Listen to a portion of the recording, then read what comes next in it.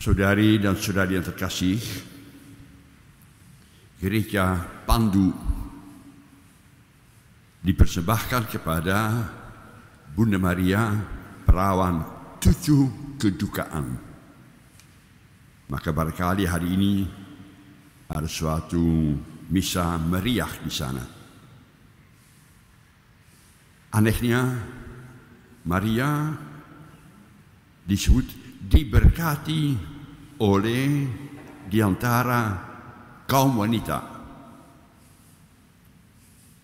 Dipuji, hebat, diberkati oleh Allah. Tapi dari sisi lainnya, Maria itu banyak sekali menderita. Banyak sekali dia dicobai oleh iblis supaya tidak percaya pada Allah, supaya dia bingung, supaya dia melepaskan rencana Allah. Dalam kitab suci disebut ada 7 kedukaan, mungkin lebih banyak. Angka 7 artinya kesempurnaan. Yang pertama-tama adalah betapa hancur hatinya ketika dia terpaksa harus melahirkan anaknya Yesus di kandang domba. Gara-gara di penginapan tidak ada tempat bagi mereka. Katanya anak Allah. Katanya dinaungi oleh Roh Kudus. Mau melahirkan, mencari tempat yang layak, nggak ada.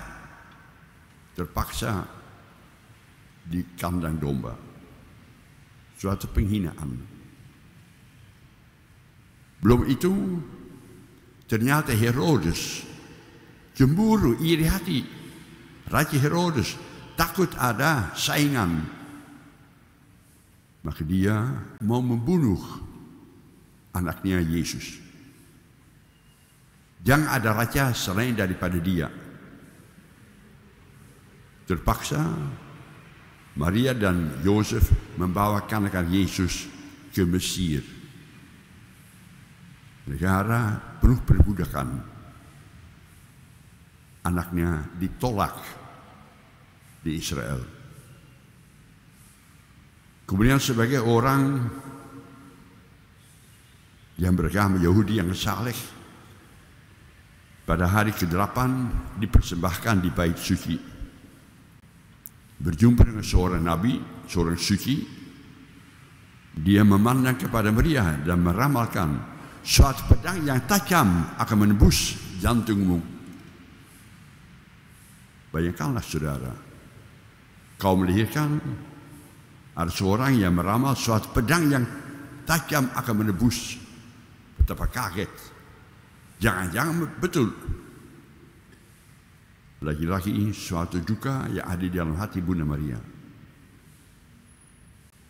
Ketika Yesus umur 12 tahun dibawa ke Yerusalem sesuai dengan adat orang-orang Yahudi, 12 tahun laki-laki sudah mulai dewasa harus ke pusat agama Yerusalem.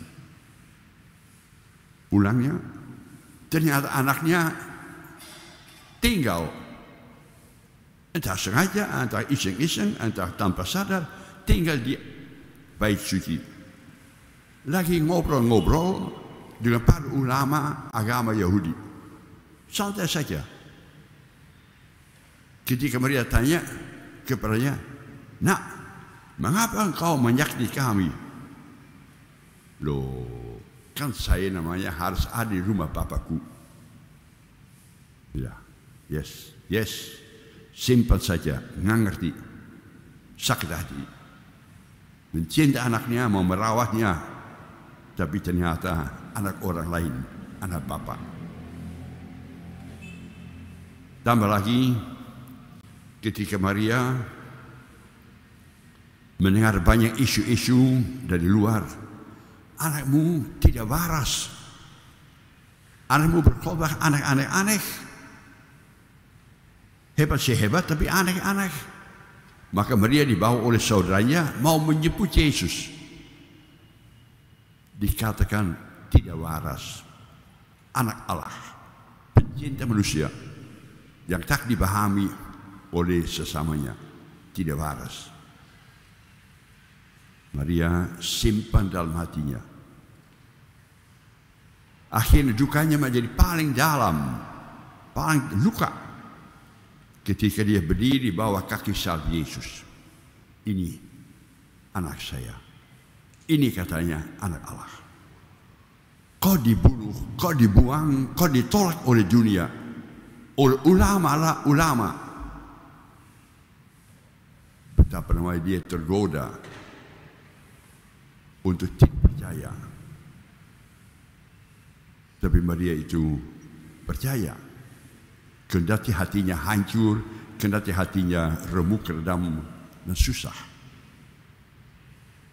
Akhirnya kita berjumpa dengan Bunda Maria sebagai kedudukan yang ketujuh.